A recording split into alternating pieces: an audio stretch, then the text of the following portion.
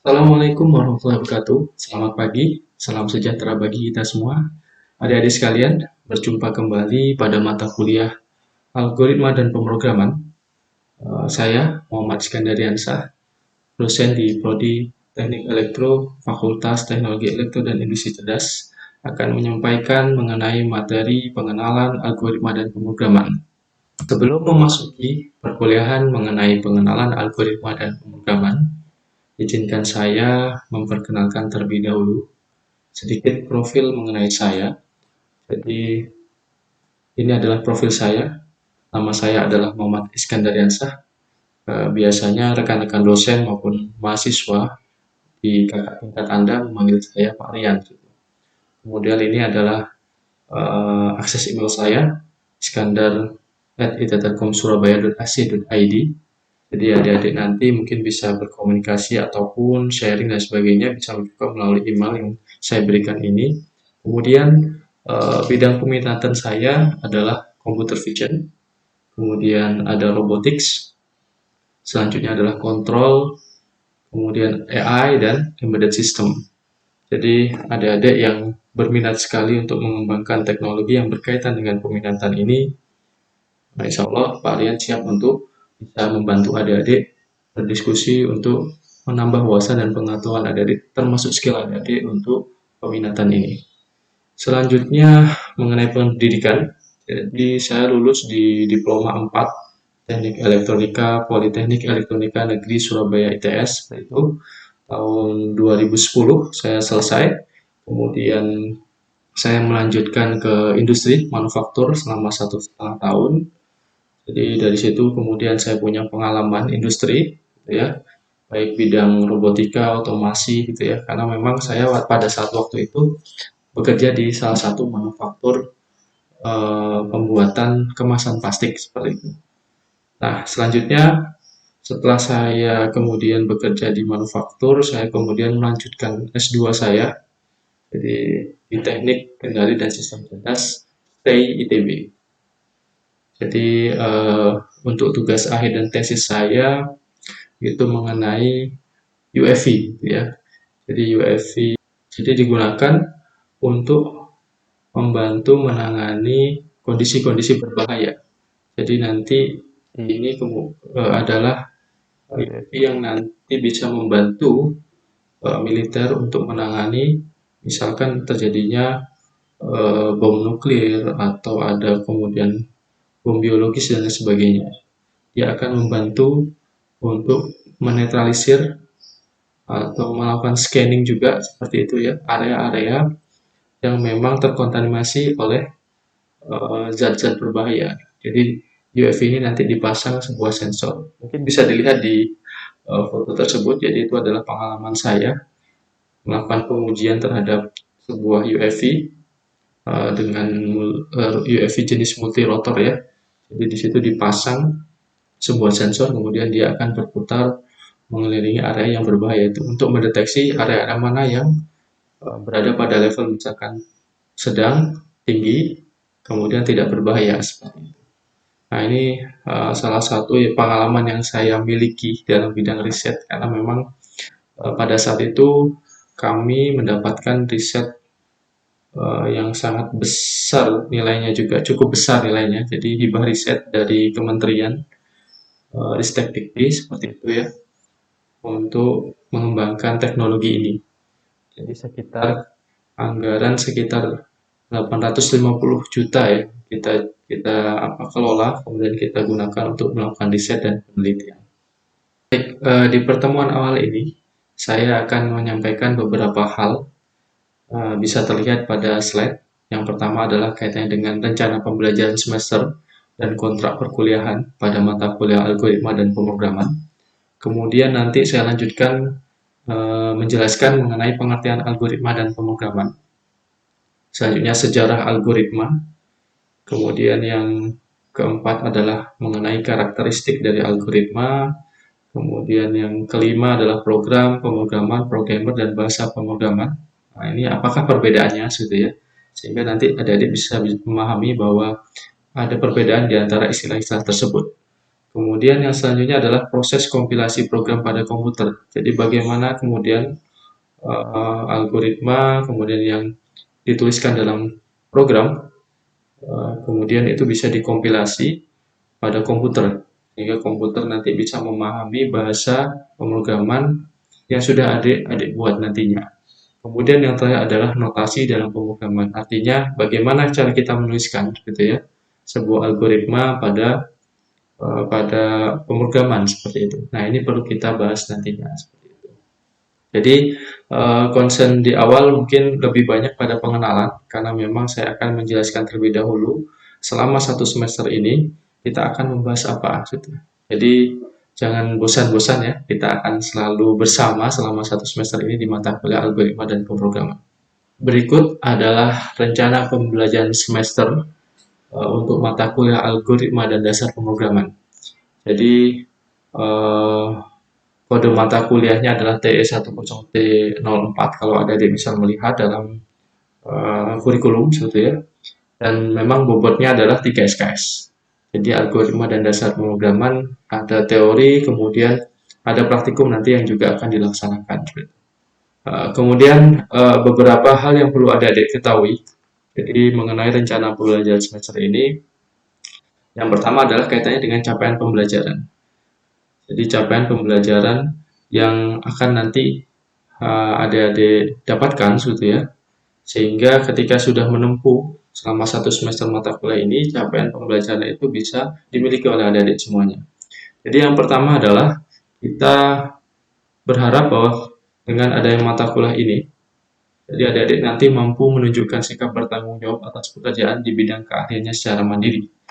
Jadi dari sini adik-adik dengan pemberian tugas dan sebagainya nanti Pak Rian berharap bahwa adik-adik bisa memiliki tanggung jawab terhadap tugas yang sudah diberikan oleh Pak Rian. Kemudian yang kedua adalah kaitannya dengan mahasiswa mampu menerapkan pemikiran logis, kemudian kritis, sistematis, dan inovatif dalam konteks pengembangan atau implementasi ilmu pengetahuan dan teknologi yang memperhatikan dan menerapkan nilai humaniora yang sesuai dengan bidang keahliannya. Jadi ini sangat berkaitan sekali karena kalau di dalam algoritma dan dasar pemrograman biasanya kita mengkaitkan dengan pemikiran-pemikiran yang berupa logika atau logik atau logis gitu ya. Kemudian juga tersistematis, artinya kita harus membuat struktur program yang baik, alur algoritma yang baik sehingga kita bisa menyelesaikan sebuah permasalahan gitu ya, dalam bidang pemrograman seperti itu. Nanti banyak case yang sangat berkaitan, jadi bidang-bidang di teknik elektro yang memang membutuhkan kemampuan adik-adik dalam algoritma dan dasar pemrograman ini seperti itu. Kemudian yang ketiga, kaitannya adalah dengan kemampuan menerapkan pengetahuan matematika, ilmu pengetahuan alam, dan prinsip rekayasa untuk menyelesaikan masalah rekayasa pada sistem komputer. Jadi dengan pengetahuan matematik yang adik-adik dapatkan ya, contoh sederhana adalah kaitannya dengan operator ya, misalkan penjumlahan, pengeluaran, dan sebagainya. Itu kemudian bisa kita coba atau kita terapkan juga pada permasalahan yang terjadi pada rekayasa seperti itu ya. Yang nantinya algoritma dan pemrograman ini difungsikan untuk menyelesaikan permasalahan itu dalam sistem komputer nantinya. Jadi nanti dengan adanya penerapan seperti ini diharapkan kita bisa memberikan solusi berupa teknologi gitu ya, yang mampu menjalankan sebuah algoritma dan pemrograman untuk bisa memberikan kemudahan bagi kita. Kemudian yang keempat adalah mahasiswa mampu mengembangkan sistem yang berbasis IoT, robotika, otomasi sistem dengan fokus transportasi, logistik, dan kelautan. Nah, ini adalah salah satu ciri yang dimiliki oleh IT Telkom Surabaya. Jadi kita akan bisa berfokus pada teknologi yang berkaitan dengan 3 bidang, yaitu transportasi, logistik, dan maritim atau kelautan. Jadi dengan kemampuan yang nanti bisa didapatkan dari algoritma dan pemrograman dasar ini, itu bisa adik-adik terapkan pada sistem yang ingin adik-adik kembangkan. Jadi misalkan tentang Internet of Things, kemudian robotika atau otomasi ya, yang nantinya digunakan untuk menyelesaikan permasalahan gitu ya, yang ada pada transportasi logistik dan maritim. Kemudian yang kelima adalah mampu menerapkan pengetahuan komputasi yang diperlukan untuk menganalisa dan merancang device atau sistem kompleks. Jadi kalau bicara tentang algoritma dan pemrograman, ada adalah mendesain atau merancang sebuah sebuah program gitu ya, yang digunakan untuk melakukan penyelesaian terhadap permasalahan. Jadi perlu adanya pengetahuan komputasi sehingga adik-adik nanti bisa menganalisa dan merancang sebuah sistem kompleks gitu ya, dari algoritma dan pemrograman gitu ya, apapun itu. Jadi mengkombinasikan atau mengintegrasikan beberapa algoritma atau pemrograman yang nantinya bisa digunakan untuk menyelesaikan sebuah problem atau permasalahan. Kemudian dari CPL tersebut, nah ini adik-adik dihadapkan menjadi parameter adik-adik untuk bisa memahami. Jadi dari CPL ini kemudian diturunkan menjadi CPMK seperti itu. Jadi capaian pembelajaran mata kuliah. Kalau tadi adalah capaian pembelajaran lulusan, artinya adik-adik kalau nanti lulus tidak memiliki 5 kompetensi ini ya, tadi ya, capaian pembelajaran tadi ya, yang didapatkan dari algoritma dan dasar pemrograman ya. Algoritma dan dasar pemrograman Alpro. Kemudian diturunkan menjadi CPMK seperti itu. Nah, CPMK ini ibaratnya turunan dari capaian pembelajaran lulusan tadi ya. Jadi di CPMK ada 5 CPMK yang ingin kita capai nantinya. Jadi adik-adik nanti diharapkan memahami konsep algoritma secara sederhana seperti ya. Kemudian memahami konsep pengulangan dan percabangan. Jadi di dalam algoritma dan pemrograman itu ada istilah pengulangan atau percabangan. Kemudian yang ketiga adalah memahami konsep array dan penggunaannya dalam program. Kemudian yang keempat adalah memahami tentang konsep file. Jadi nanti kita akan belajar juga bagaimana melakukan akses terhadap file, ya, baik menuliskan atau membaca data dari sebuah file. Kemudian yang kelima adalah membuat program sederhana dengan menggunakan bahasa Python. Jadi pada perkuliahan algoritma dan dasar pemrograman ini seperti ya, nanti kita akan menggunakan salah satu bahasa pemrograman ya, pemrograman Python. Meskipun memang banyak sekali bahasa pemrograman yang digunakan, bahkan sekarang yang lagi tren juga banyak seperti ya, tetapi kita juga coba fokuskan menggunakan bahasa pemrograman Python. Karena memang kalau dari segi penggunaan bahasa sebenarnya hampir mirip ya dengan bahasa-bahasa yang lain gitu ya.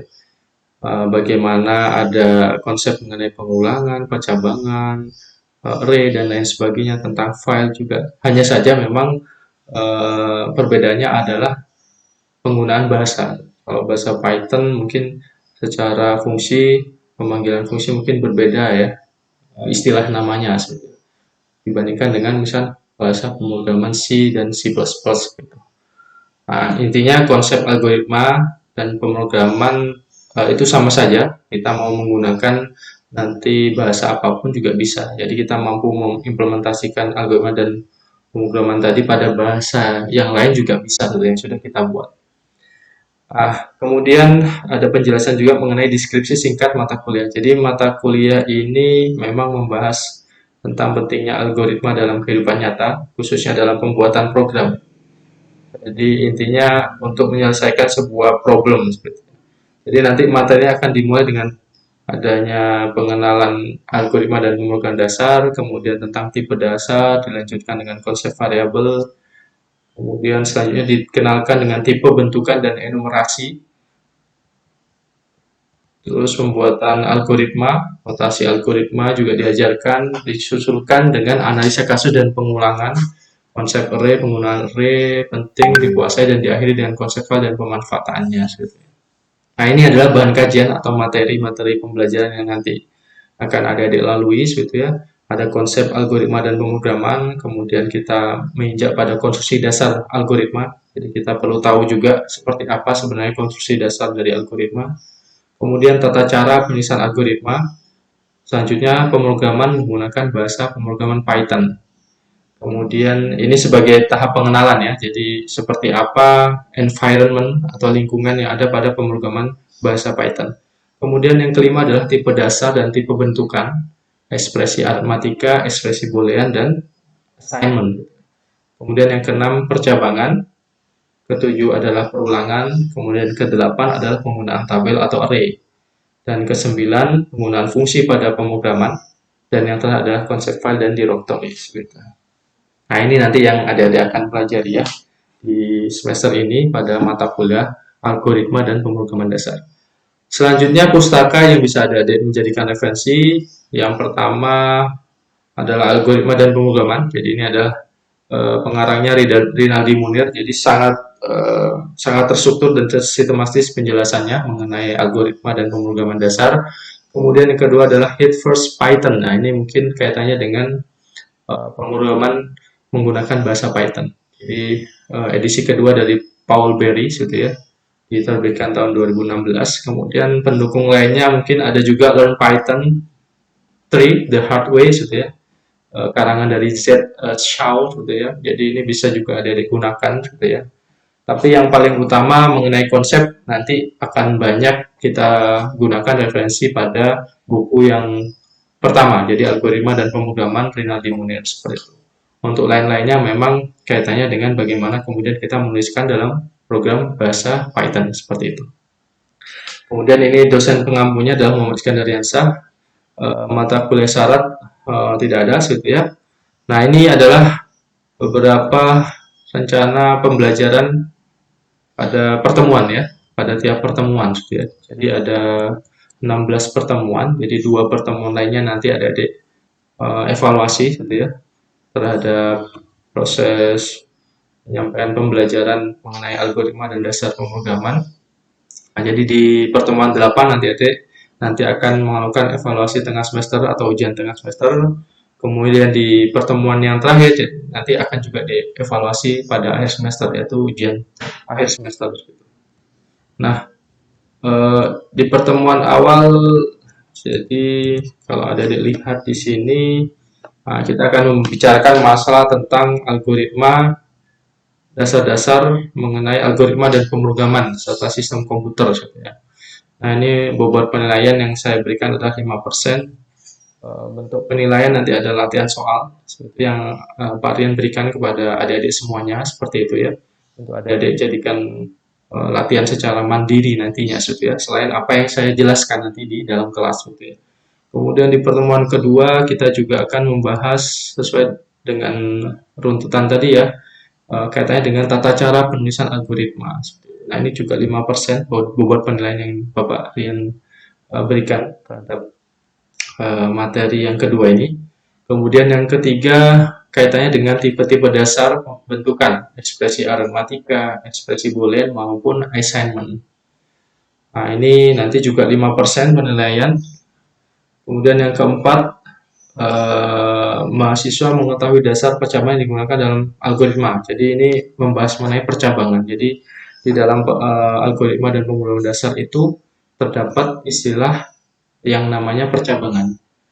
Jadi, jika ada sebuah kondisi, itu kan hanya satu kondisi saja gitu ya, itu tidak perlu menggunakan percabangan. Tapi kalau misalkan ada lebih dari satu kondisi, misalkan 1, 2, 3, 4, dan 5, dan seterusnya, seperti itu ya. Nah, maka kita perlu menggunakan percabangan pada algoritma dan pemrograman untuk bisa memilih salah satu kondisi yang memenuhi seperti itu.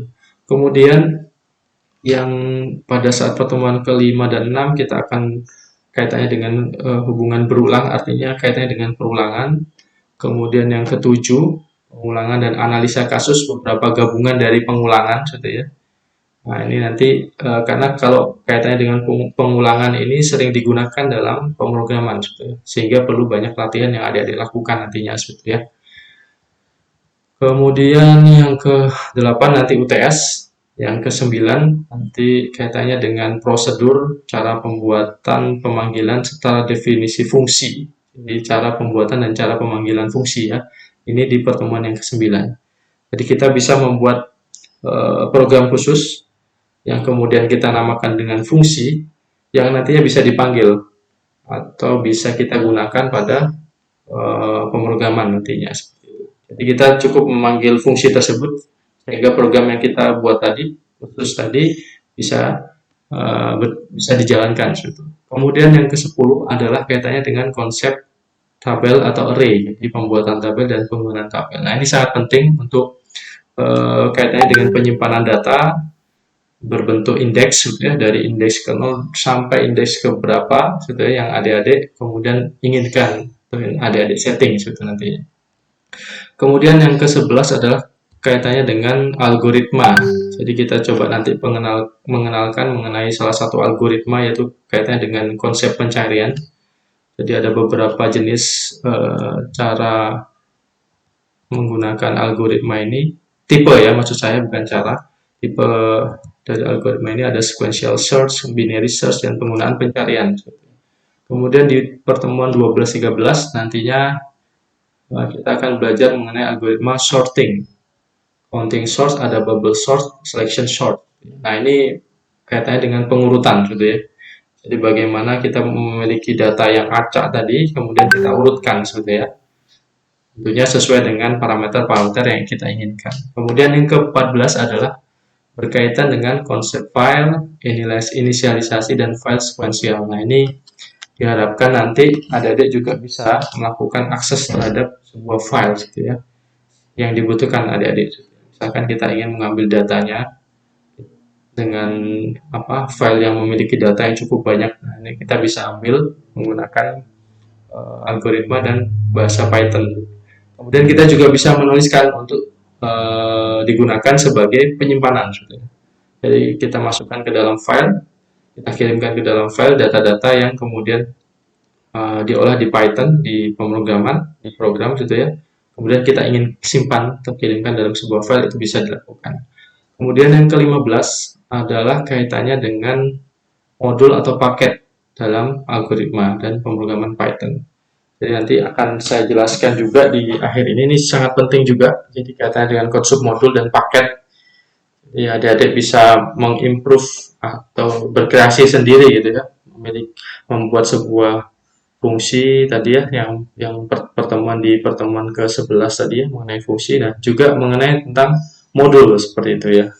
Jadi kita bisa membuat modul sendiri, paket sendiri yang bisa adik-adik gunakan untuk menjalankan program yang ada dibuat seperti itu. Nah, ini kaitannya dengan rencana pembelajaran semester. Jadi pertemuan kita selama 1 semester nantinya, ya, kita akan membahas poin-poin yang sudah saya jelaskan tadi. Jadi bobotnya cukup besar, 3 SKS, begitu ya. Jadi nanti ada pembelajaran di dalam kelas, kemudian nanti juga ada pembelajaran mandiri yang mungkin adik-adik lakukan ya, dengan pemberian tugas maupun hal-hal yang lain yang melatih adik-adik juga untuk tidak hanya belajar di dalam kelas, nantinya adik-adik juga paham secara mandiri, nanti juga belajar mandiri seperti ya. Itu mungkin untuk kaitannya dengan rencana pembelajaran yang perlu saya jelaskan di awal, karena adik-adik harus paham terlebih dahulu, karena ini pertemuan awal di mata kuliah algoritma dan pemrograman dasar. Nah, adik-adik harus tahu dulu mengenai rencana pembelajaran semester. Kira-kira apa Pak yang saya pelajari ke depannya seperti itu. Nah, ibaratnya adik-adik nanti tidak bingung atau menerka-menerka sebenarnya apa yang ingin saya capai di setiap pertemuan seperti itu. Selanjutnya adalah mengenai kontrak perkuliahan. Jadi ini ada beberapa poin yang perlu diperhatikan oleh adik-adik sekalian, gitu ya. Karena memang berkaitan dengan nanti evaluasi penilaian yang akan kita lakukan, gitu ya, pada mata kuliah algoritma dan pemrograman dasar. Yang pertama adalah kehadiran mahasiswa tidak boleh kurang dari 75%. Nah, ini berkaitan dengan aturan akademik yang dikeluarkan oleh Telkom Surabaya seperti itu ya. Jadi adik-adik tidak boleh nih kurang dari 75%. Karena nanti pertimbangannya ketika adik-adik tidak hadir atau misalnya kehadirannya hanya 60% ya, di bawah 75%, maka kemungkinan besar adik-adik nanti tidak diizinkan untuk mengikuti UTS maupun UAS. Tapi dengan case tertentu, jika adik-adik ingin mengikuti UTS atau UAS, harus mengajukan pengajuan untuk mengikuti ujian seperti itu. Jadi pertimbangkan betul 75% ini menjadi syarat adik-adik untuk melakukan ujian nantinya seperti itu. Jadi ini perlu diperhatikan. Kemudian ini adalah komposisi nilai yang Bapak Rian berikan nanti ya. Jadi yang pertama kaitan dengan tugas, kuis dan lain-lain itu kita sepakati 40% gitu ya. Kemudian untuk UTS 30%, UAS 30%. Jadi total 100% diambil dari tugas, UTS dan UAS seperti itu.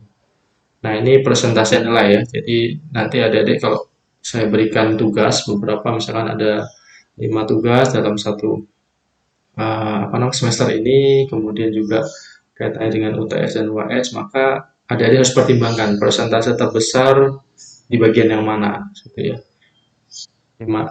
Ya itu yang menurut Pak Rian harus dimaksimalkan oleh adik-adik sendiri, termasuk kaitannya dengan tugas. Jangan sampai tugas kemudian tidak dikerjakan, gitu ya, tidak mengumpulkan tugas. Nah itu rawan sekali ya, karena persentasenya cukup besar dibandingkan dengan UTS UAS. Saya rasa itu juga cukup membantu adik-adik.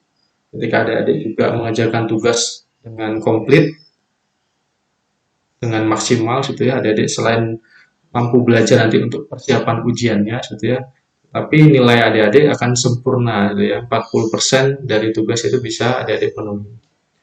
Nah, kemudian yang ketiga adalah mahasiswa wajib memberikan pemberitahuan ketidakhadiran ke dosen pengampu. Jadi ini menjadi penting sehingga nanti pada saat proses absensi, misalkan adik-adik ada yang izin sakit atau ada kendala darurat dan sebagainya, itu dosen pengampu bisa mengetahui, gitu ya. Kemudian yang keempat adalah mahasiswa diharuskan aktif dalam kegiatan perkuliahan. Nah ini menjadi penting juga bagi Pak Rian, gitu ya. Jangan sampai kemudian mata kuliah ini hanya satu arah. Pak Rian hanya menyampaikan saja, kemudian adik-adik mendengarkan begitu saja. Nah, harapan Pak Rian adalah di mata kuliah algoritma dan penggunaan dasar ini adik-adik juga aktif, baik bertanya, kemudian mungkin kita harus diskusi apapun seperti ya, yang mungkin nanti adik-adik masih bingungkan seperti itu ya, sehingga adik-adik bisa paham betul mengenai mata kuliah ini seperti itu nantinya. Nah ini ya, jadi kontrak perkuliahan di awal yang adik-adik perlu pahami seperti ya. Jadi ada kehadiran, kemudian komposisi nilai, kemudian mahasiswa wajib melakukan pemberitahuan ketidakhadirannya ke dosen pengampu, dan yang terakhir adalah mahasiswa diharuskan aktif dalam kegiatan perkuliahan.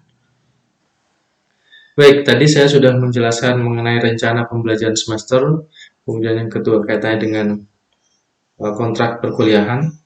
Kemudian kita akan masuk pada materi. Jadi materi di awal ini adalah mengenai pengenalan algoritma dan pemrograman. Nah, kira-kira kalau adik-adik mungkin sering membaca atau ada yang hobi membaca, gitu ya, kira-kira sebenarnya apa sih algoritma? Gitu ya. Ini menjadi pertanyaan kita, gitu ya.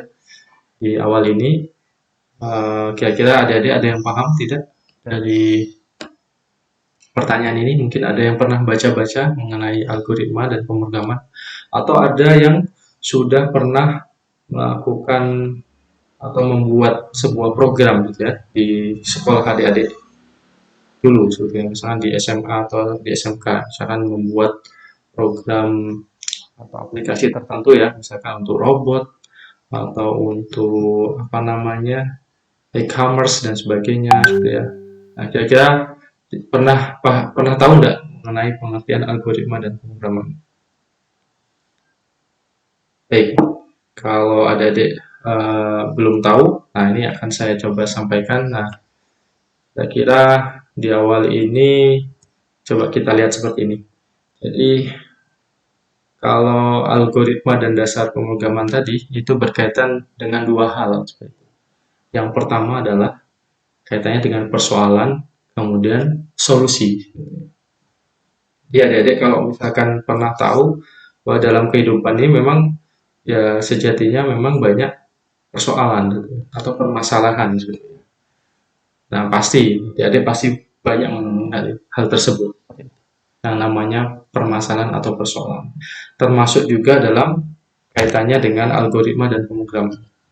Jadi pastinya ada persoalan atau permasalahan ya yang kaitannya dengan mungkin beberapa kaitannya dengan teknologi ya, termasuk dengan kaitannya dengan sistem komputer seperti ya. Artinya kita bisa menyelesaikan sebuah permasalahan, contoh misalkan dalam pekerjaan atau kehidupan kita gitu ya, yang menggunakan algoritma dan pemrograman gitu ya, untuk bisa memberikan solusinya. Artinya dengan persoalan yang ada atau permasalahan yang ada, kita bisa menggunakan algoritma dan pemrograman sebagai solusinya gitu ya, untuk menyelesaikan permasalahan tersebut. Dan tentunya ini menjadi hal yang kemudian mempermudah bagi kita sebagai user atau manusia yang menggunakan teknologi dan sebagainya, sehingga pekerjaan-pekerjaan manusia tadi bisa terbantukan dengan adanya algoritma dan pemrograman. Jadi untuk memecahkan solusi yang mungkin kita juga akan sulit sebagai manusia gitu ya, untuk menyelesaikan permasalahan tersebut, karena mungkin karena kompleks, banyak data yang diolah gitu ya. Nah, untuk bisa mempermudah dan mempercepat itu, maka kita bisa menggunakan algoritma dan pemrograman. Nah, dua hal ini yang harus dipahami adik-adik. Jadi ada persoalan, ada permasalahan, kemudian ada solusi.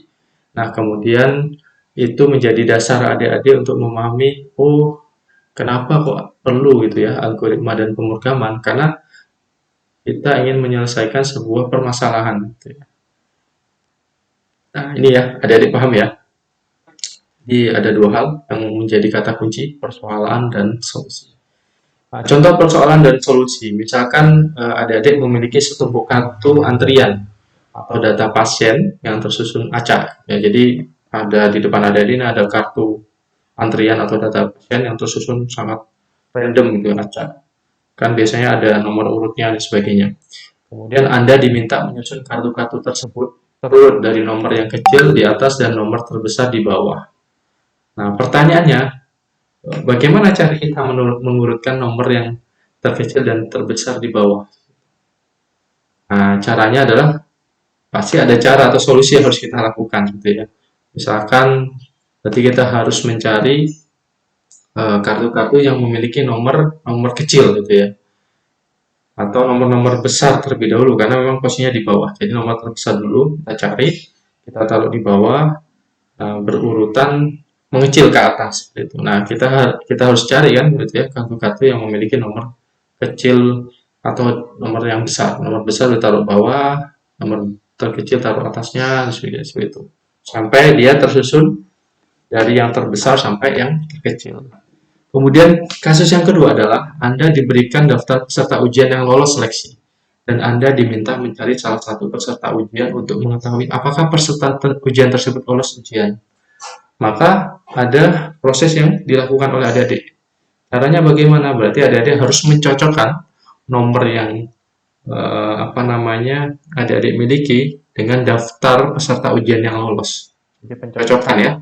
Jadi diurut, dilihat satu persatu, dicocokkan dengan nomor Anda gitu ya. Kalau misalkan ternyata ada nomor Anda, berarti Anda dinyatakan lolos ujian. Tetapi kalau tidak ada, berarti Anda untuk sementara waktu ini harus legowo ya, tidak lulus ujian.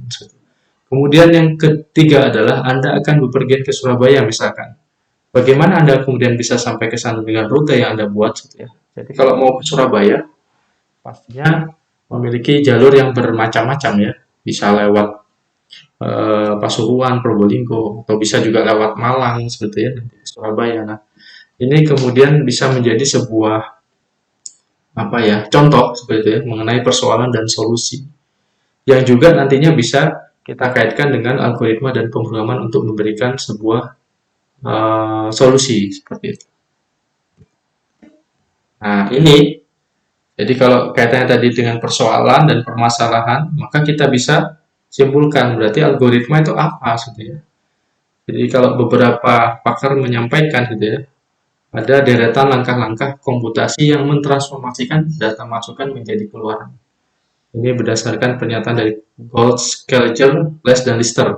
Kemudian yang kedua adalah deretan instruksi yang jelas untuk memecahkan persoalan, yaitu untuk memperoleh luaran yang diinginkan dari suatu masukan dalam waktu yang terbatas. Ini menurut Levitif dan Eneni sebetulnya. Nah, intinya adalah tadi ada persoalan dan solusi. Kemudian ada tahapan tentunya ya. Tadi kan kita cara mengurutkan yang terbesar dan kecil, berarti kan kita punya langkah-langkah yang harus kita lakukan. Pertama, kita harus cari urutan yang terbesar terlebih dahulu, kita kemudian taruh di bawah, terus kita bandingkan dengan nilai yang terbesar tadi, apakah ada yang lebih kecil dari nilai yang kita taruh paling bawah. Kalau dia lebih kecil kita taruh atasnya, kalau dia masih lebih besar maka kita taruh bawahnya seperti ya. Nah, itu kan ada sebuah langkah-langkah yang harus kita lakukan. Jadi kalau kita bisa definisikan bahwa algoritma itu adalah langkah-langkah untuk menyelesaikan sebuah persoalan. Nah, ini menjadi penting. Nanti baru dari langkah-langkah untuk menyelesaikan suatu persoalan ini, kemudian kita implementasikan dalam bentuk pemrograman, baik dengan bahasa Python, bahasa C++, C, Java, dan sebagainya. Nah, ini tidak menjadi hal yang dipermasalahkan seperti itu. Intinya adalah concern paling utama adalah algoritma terlebih dahulu. Mengenai bahasa, bisa menggunakan bahasa apapun. Nah, ini contoh yang lain. Ini menjadi pertanyaan buat adik-adik. Ada Pak Rian mau bertanya, sebetulnya kira-kira di sini ada sebuah persoalan algoritma, jadi mempertukarkan isi gelas. Jadi Pak Rian punya 3 gelas di situ, lihat di gambar. Jadi ada satu gelas yang berisi teh yang disebut dengan gelas A. Kemudian di tengah-tengahnya ada gelas bantuan seperti itu ya. Kemudian yang selanjutnya adalah gelas yang berisi kopi. Ini adalah gelas B. Nah, gimana kemudian saya melakukan pertukaran isi yang ada pada gelas B dan A menggunakan gelas bantuan tadi. Jadi kita mindahkan kopi ke gelas A, teh ke gelas B seperti itu. Maka bisa kita urutkan langkah-langkahnya seperti itu ya. Nah, seperti ini. Jadi masukkan isi air tadi ya pada gelas A ke gelas bantuan yang disediakan. Jadi kita pindahkan terlebih dahulu gelas yang isi dari gelas A yaitu teh ke gelas bantuan seperti itu ya. Kemudian baru tuangkan air pada gelas B ke dalam gelas A. Jadi dari gelas B tadi yang isinya kopi, karena teh sudah dipindahkan ke gelas bantuan, maka kopi dipindahkan ke gelas A. Nah, selanjutnya yang terakhir adalah masukkan air yang sebelumnya dari gelas A tadi, yang sudah dipindah ke gelas bantuan, dipindahkan ke dalam gelas B. Jadi yang sudah dipindahkan ke sini, teh tadi ya, kemudian dipindahkan ke gelas B. Sehingga kita bisa melakukan pemindahan gitu ya. Nah, ini juga salah satu hal yang berkaitan dengan algoritma. Jadi langkah-langkah untuk menyelesaikan permasalahan. Jadi permasalahan kita adalah saya ingin menukarkan isi gelas A dengan isi gelas B seperti itu. Nah, ini salah satu contoh yang sederhana seperti itu. Nah, kemudian ini persoalan yang kedua. Persoalan mengambil air. Nah, kira-kira gimana nih menurut adik-adik? Saya punya ember ukuran 5 liter dan 3 liter. Nah, bagaimana cara saya untuk mendapatkan air 4 liter ya? 4 liter dari ember hanya ukuran 5 liter dan 3 liter saja. Kira-kira bagaimana caranya? Ada yang tahu? Oke, saya jelaskan. Jadi kalau ada yang tahu, di sini kan ada ember 5 liter kemudian 3 liter. Maka yang perlu kita lakukan adalah jadi kita isi dulu penuh air 5 liternya seperti itu ya. Dengan ember berisi air 3 liter. Jadi 3 liter kita isi dulu penuh, kemudian kita tuangkan sehingga nanti kan ada nilai pada ember 5 liter itu adalah 3 liter air. Kemudian 3 liter air tadi diisi lagi gitu ya, diisi lagi, kemudian ditambahkan lagi. Maka kemudian karena kapasitas ember 5 liter hanya 5 liter, maka di ember 3 liter akan tersisa 1 liter seperti itu. Tersisa 1 liter. Nah, kemudian yang tadi isi 5 liter tadi diisi penuh, kita buang. Maka sisa yang ada pada 3 liter ember tadi ya, yaitu isinya kan 1 liter, kita pindahkan ke ember yang 5 liter, 1 liter. Ya. Kemudian isi penuh ember yang 3 liter, ya, kemudian kita tambahkan. Sehingga kita bisa dapatkan 4 liter air menggunakan ember 5 liter dan 3 liter. Meskipun tidak ada ember ukuran 4 liter atau 2 liter ya di sini. Jadi kita bisa mendapatkan air 4 liter yang hanya menggunakan ember 5 liter dan 3 liter. Nah, ini menjadi sebuah persoalan dalam algoritma yang bisa kita selesaikan juga seperti itu ya. Sehingga kita bisa menghasilkan atau mendapatkan air 4 liter. Ini adalah contoh yang kedua. Kemudian, nah ini kasus yang lain adalah persoalan mengenai menyeberangi sungai, misalkan. Ya, ini sering adik-adik baca mungkin ya. Ada yang tahu mungkin? Oke, jadi kalau adik-adik pernah membaca atau mendengar gitu ya. Jadi ada seorang petani yang membawa serigala, kemudian ada kambing, kemudian ada rumput gitu ya, mungkin untuk makanan si kambing gitu. Kemudian hanya ada satu perahu yang bisa dinaiki oleh petani seperti itu ya, dengan kambing, serigala dan rumput tadi untuk menyeberangi sebuah sungai seperti itu. Dan dia harus bolak-balik seperti ya untuk mengantarkan hewannya, kemudian makanan rumput tadi dengan syarat gitu ya. Jadi kambing tidak boleh berkumpul dengan serigala karena nanti akan dimakan oleh serigala si kambing. Kemudian rumput tidak boleh ditinggalkan bersama dengan kambing sehingga nanti kambing akan memakan rumput seperti itu ya. Nah, oleh karena itu gimana caranya ini supaya petani dengan mudah bisa menyeberangkan serigala, kambing, dan rumput dengan aman tanpa harus saling memakan. Maka yang perlu dilakukan adalah ya petani akan membawa serigala dan kambing terlebih dahulu ya dengan kapal, kemudian serigala ditaruh gitu ya, serigala ditaruh, kemudian kambing kambing dibawa seperti itu ya, dibawa kembali gitu ya. Kemudian rumputnya diambil bersama petani, ditaruh rumputnya setelah menyeberang, sehingga serigala tidak mungkin memakan rumput. Kemudian yang terakhir adalah Pak petani kemudian mengambil kambing dan kambing bisa diseberangkan ke seberang sungai, sehingga serigala, kambing dan rumput tadi bisa aman, tidak saling memakan. Nah ini contoh-contoh ya. Jadi ada beberapa contoh. Jadi ada 3 contoh yang bisa adik pahami seperti itu ya. Nah ini kenapa kemudian kita bisa istilahkan algoritma itu juga sebenarnya ada dalam kehidupan kita. Jadi bagaimana kita berpikir untuk menyelesaikan sebuah problem seperti itu ya. Hanya saja dari penjelasan mata kuliah ini, algoritma nanti akan kita terapkan pada pemrograman atau penggunaan bahasa pemrograman untuk sistem komputer. Nah ini sebagai pengetahuan adik-adik juga, jadi sejarah algoritma. Jadi algoritma ini ibarat jantungnya komputer. Jadi kalau bisa kita lihat dari penemu-penemu dulu ya, ternyata algoritma berasal dari buku karyanya Ibnu Musa Al-Khwarizmi gitu ya. Nah, ini salah satu ilmuwan Muslim gitu ya yang menemukan mengenai algoritma atau algoritma. Jadi sangat penting dalam dunia komputer saat ini yang sangat berkembang begitu pesat. Nah, ini menjadi kunci utama.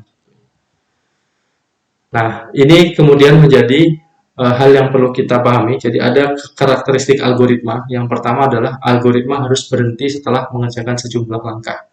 Jadi ketika urutan atau langkah-langkah itu sudah selesai dilakukan, maka dia akan berhenti atau selesai.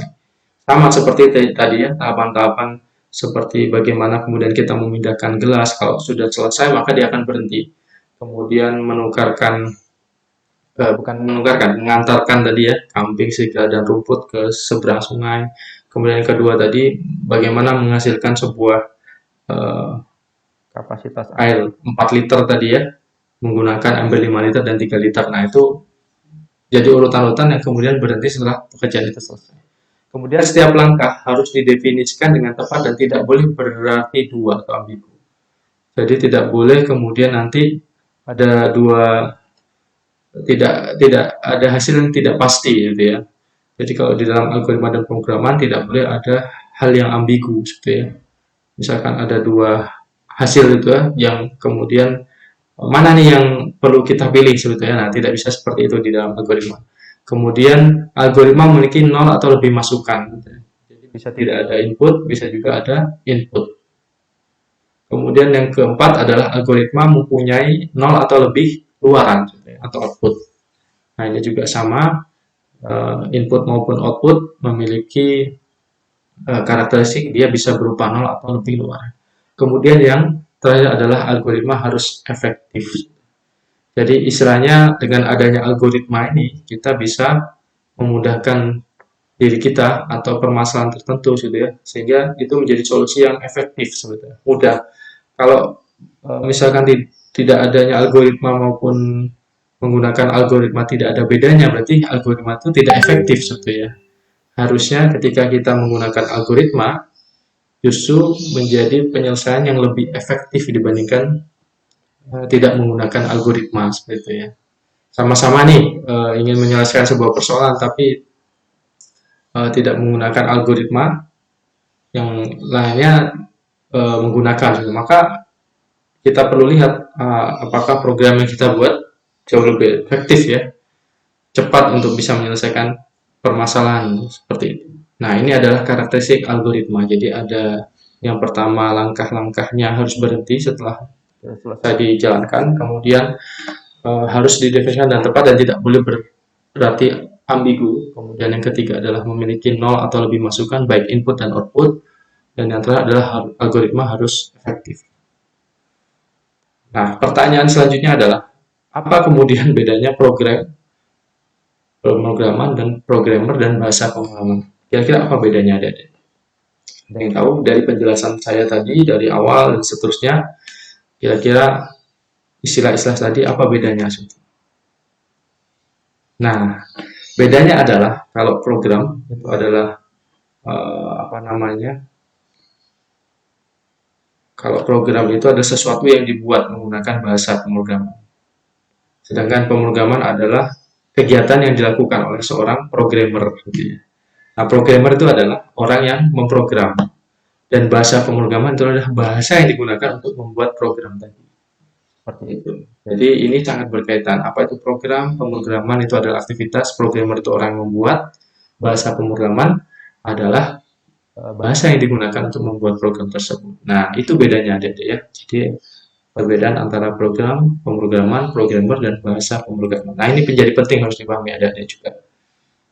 Jadi kalau ditanya apa itu pemrograman, apa itu program gitu ya? Ya, program itu yang dibuat. Kalau pemrograman aktivitas dalam membuat program seperti itu.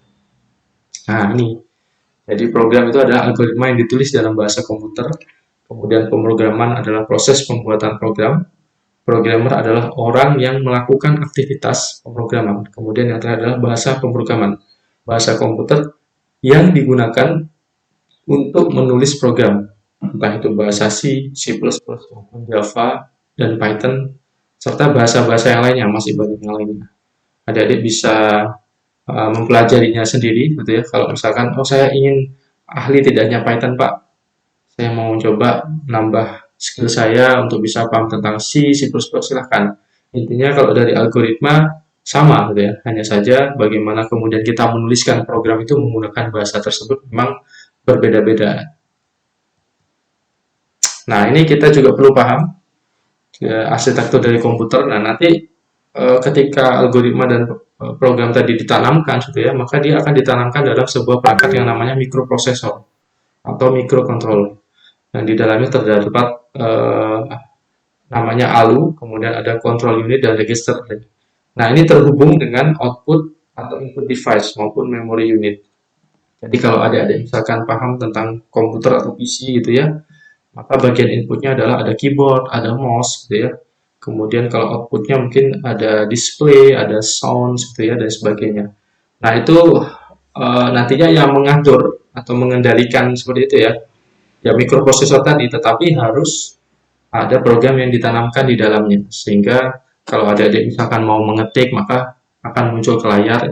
Itu kan andil dari adanya algoritma dan program yang ditanamkan dalam mikroprosesor. Seperti itu. Nah, kemudian kita masuk tadi mengenai arsitektur, kita masuk ke bahasa pemrograman. Jadi bahasa pemrograman itu ada dua jenis. Jadi ada bahasa pemrograman tingkat rendah, kemudian ada bahasa pemrograman tingkat tinggi. Kalau bahasa pemrograman tingkat rendah, ini merupakan bahasa jenis ini maksud saya dirancang agar setiap instruksi langsung dikerjakan oleh komputer. Jadi dia memang benar-benar sudah dipahami oleh komputer dan langsung dieksekusi. Beda halnya dengan bahasa pemrograman tingkat tinggi. Jadi bahasa jenis ini dirancang untuk mudah dipahami dan lebih dekat dengan bahasa manusia. Artinya manusia paham dan mengerti dengan mudah. Sehingga perlu adanya sebuah konversi gitu ya, dari bahasa manusia yang dipahami oleh manusia sendiri dikonversi menjadi bahasa mesin atau bahasa komputer sehingga mampu diterjemahkan oleh komputer. Nah, ini bahasa tingkat tinggi. Jadi perlu ada konversi atau ada pengubah gitu ya dari bahasa manusia menjadi bahasa mesin. Kalau bahasa pemrograman tingkat rendah dia tidak perlu. Jadi dia hanya instruksi langsung yang bisa dikerjakan oleh komputer. Nah, bagaimana pelaksanaan program pada bahasa tingkat tinggi tadi saya sudah sampaikan. Jadi ada proses konversi. Jadi dari algoritma, kemudian ada tuliskan dalam program dalam bahasa tingkat tinggi. Misalkan contoh bahasa tingkat tinggi ini ya Python ini juga salah satunya. Ada C, C++. Kemudian kalau bahasa tingkat rendah itu assembly, gitu ya, bahasa mesin. Gitu ya. Nah, kalau ini adalah bagaimana kemudian program bahasa tingkat tinggi bisa dikompilasi gitu ya. Kompilasinya dikonversi sehingga bisa dipahami oleh mesin. Gitu. Jadi prosesnya adalah algoritma, program dalam bahasa tingkat tinggi, kemudian dikompilasi atau di linking gitu ya, dihubungkan untuk bisa diterjemahkan dalam program bahasa mesin. Kemudian bahasa mesin tadi diinterpretasi oleh CPU tadi ya, Central Processing Unit yang ada pada mikroprosesor atau microcontroller tadi ya. Kemudian program itu akan di upload gitu ya, masukkan ke dalam mikroprosesor atau microcontroller sehingga bisa dijalankan, bisa beroperasi. Nah, ini prosesnya seperti ini kalau bahasa tingkat tinggi. Kemudian yang selanjutnya adalah jenis notasi algoritma. Nah, kita bisa menuliskan berbagai macam bentuk notasi algoritma. Ada yang kalimat deskriptif, artinya berbentuk teks, tulisan. Ada yang flowchart, jadi menggunakan blok diagram, sudah ada yang pseudocode. Jadi pseudocode itu dia mendekati dari pemrograman bahasa yang digunakan seperti itu. Nah, ini tergantung rekan-rekan atau adik-adik mahasiswa ingin menggunakan metode yang mana atau jenis notasi yang mana, apakah kalimat deskriptif, flowchart maupun pseudocode. Nanti akan saya jelaskan lebih detail pada pertemuan selanjutnya. Jadi ini sebagai gambaran bahwa ada beberapa notasi yang bisa digunakan pada saat menuliskan algoritma. Nah, ini contoh kalimat deskriptif. Jadi langkah-langkah membuat sesuatu. Ya. Kalau flowchart tentunya ada bagan-bagan yang mempunyai arus yang menggambarkan langkah-langkah penyelesaian suatu masalah. Jadi dia menggunakan blok-blok ini ada tanda panah menjadi arah ya atau langkah-langkah dalam menyelesaikan sebuah masalah seperti itu. Jadi ada dua macam flowchart, sistem flowchart urutan proses dalam sistem menggunakan alat media input, output serta jenis penyimpanan dalam proses pengolahan data. Kemudian yang kedua adalah program flowchart, jadi urutan instruksi yang digambarkan dengan simbol tertentu untuk memecahkan masalah dalam suatu program. Nah, ini contohnya flowchart. Jadi misalkan kita ini kaitannya dengan hasil ujian ya. Jadi ada data jawaban ujian, dikoreksi, kemudian ada file utama, periksa ujian sesuai dengan tabel data siswanya, kemudian file siswa yang lulus, kemudian muncul laporan hasil yang lulus. Nah, ini menggunakan blok-blok ini ya, kemudian tanda panah ini menunjukkan arah atau langkah-langkah dari penyelesaian masalah tersebut. Nah, ini contoh juga program flowchart. Jadi start, print dulu, read data, akhir file, kode P. Nah, ini kita ingin mencetak sebuah data sudah ya. Pasti dimulai dengan start, kemudian kita print judulnya, kita baca datanya, apakah ini file yang terakhir. Jadi kalau dia bukan file yang terakhir, maka kode P, gitu ya. Kode P mau di print atau tidak. Kalau tidak, berarti dia akan looping lagi ke atas untuk membaca data. Looping ini artinya dia berulang kembali, gitu ya. Kemudian kalau iya, maka akan langsung dicetak. Kalau file ini adalah file yang terakhir, maka dia akan berakhir karena data yang sudah dibaca semuanya, kemudian perlu mengakhiri program yang sudah dibuat atau algoritma ini. Nah, ini contoh pseudocode, jadi dia memang menggunakan beberapa istilah gitu ya, seperti for, kemudian ada if ini ya. Ini adalah fungsi untuk pengulangan dan percabangan seperti itu. Nah, ini sangat mendekati dengan program bahasa pemrograman ya, sebenarnya. Jadi ada if dan for. Beda dengan deskripsi tadi masih teks gitu ya, penjelasannya teks. Ini sudah mendekati bahasa pemrograman. Jadi perlu paham juga sebetulnya istilah-istilah yang ada pada bahasa pemrograman. Nah, itu mungkin yang bisa Pak Rian sampaikan untuk materi pengenalan mengenai algoritma dan pemrograman seperti itu. Kira-kira ada pertanyaan dari adik-adik? Silakan. Oke, saya rasa ini sebagai awalan ya, pengenalan. Jadi, mudah-mudahan apa yang saya sampaikan tadi dipahami oleh adik-adik. Seperti itu, kita akan berlanjut pada pertemuan berikutnya. Di pertemuan berikutnya kita akan masuk kepada bagaimana konstruksi dari algoritma seperti itu, dan pemrograman seperti itu. Nah, itu nanti kita akan bahas di pertemuan minggu depan. Nah, untuk sebagai latihan adik-adik nanti ya di rumah, ini ada tugas itu, silakan dikerjakan. Ini tugasnya adalah menuliskan beberapa contoh algoritma yang lain dalam kehidupan sehari-hari adik-adik. Jadi tuliskan langkah tersebut menggunakan notasi kalimat deskriptif saja. Jadi sebutkan beberapa contoh yang bisa adik-adik gunakan gitu ya, untuk dituliskannya dalam langkah-langkah notasi kalimat deskriptif.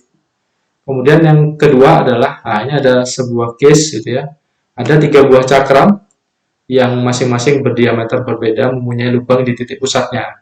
Jadi ketiga cakram tersebut dimasukkan ke dalam batang besi A sedemikian rupa sehingga cakram yang memiliki diameter lebih besar selalu berada di bawah cakram yang memiliki diameter lebih kecil.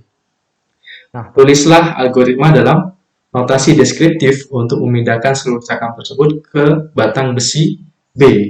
Setiap kali hanya ada satu cakram yang boleh dipindahkan, tetapi dalam setiap pemindahan tidak boleh ada cakram yang lebih besar berada di atas cakram yang lebih kecil. Jadi posisi cakram besar tidak boleh berada di atas cakram yang kecil. Seperti ya pada saat proses pemindahan. Kemudian batang besi C dapat dipakai sebagai tempat peralihan dengan tetap memegang aturan yang telah disebutkan di atas. Jadi nanti tuliskan juga dalam notasi kalimat deskriptif saja gitu ya. Dari misalkan cakram 1 yang kecil ya, paling kecil itu dipindahkan ke B, kemudian cakram yang sedang, ukuran sedang dipindah ke mana, cakram yang paling besar dipindah ke mana, seperti itu ya. Anda menggunakan notasi kalimat deskriptif. Seperti itu, sudah jelas dengan tugasnya. Nanti kita bahas dan kumpulkan di minggu depan ya, pertemuan selanjutnya. Silakan adik-adik kerjakan, kumpulkan pada LMS atau e-learning yang nanti akan saya berikan link pengumpulannya seperti itu adik-adik. Kalau tidak ada pertanyaan lagi dengan tugas maupun materi, saya ucapkan terima kasih, mudah-mudahan bermanfaat. Saya akhiri, Assalamualaikum warahmatullahi wabarakatuh.